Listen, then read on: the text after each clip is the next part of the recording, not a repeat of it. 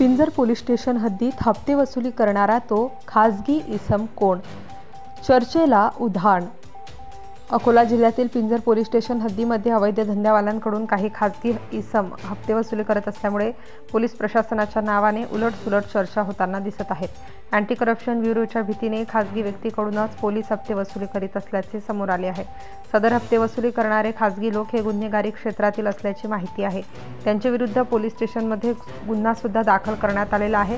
अशा लोकांकडून पोलिसांची हुजरेगिरी कार्यक्रमात सुरू आहे। अकोला, वाशिम, अमरावती, यवतमाळ येथील अँटी करप्शन ब्युरोची दबंग कारवाई सुरू आहे।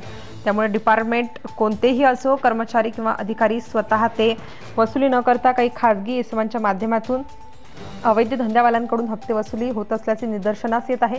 पिंजर पोलीस स्टेशनच्या हद्दीत पोलीस मित्रांचा धुमाकूळ सुरू आहे।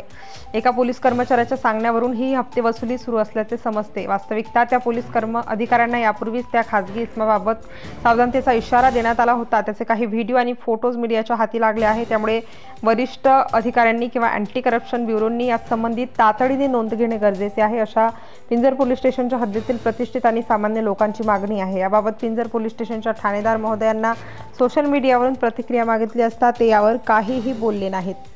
प्रतिनिधी प्रदीप गावंडे, अकोला। आपल्या परिसरातील ताज्या आणि महत्त्वाच्या बातम्या पाहण्यासाठी आजच आपल्या धुमाकूळ महाराष्ट्र न्यूजला YouTube वर सबस्क्राइब करा आणि बेल आयकॉन प्रेस करा।